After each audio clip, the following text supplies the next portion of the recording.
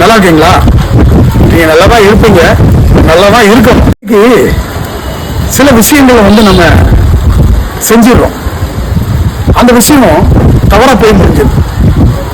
சில டைம்ல சில மனிதர்களை நம்ம பேசிடுறோம், அவங்களும் நம்முடைய பேசின பேச்சுல கோபப்பட்டு விடுறார்கள். சில பேருக்கு நாம பேசின சொற்கள்னால காயப்பட்டு விடுகிறார்கள். இதுக்கெல்லாம் என்ன காரணம் அப்படின்னு தெரிஞ்சுக்கிட்டா நம்ம மனசு தாங்க. இந்த மனசு தான் எல்லாத்துக்கும் காரணமா இருக்குது.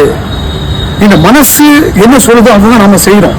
இந்த மனசு எதை வாங்க சொல்றோம் அதை வாங்குறோம். இந்த மனசு எதை செய்ய சொல்றோம் அதை செஞ்சிடும்.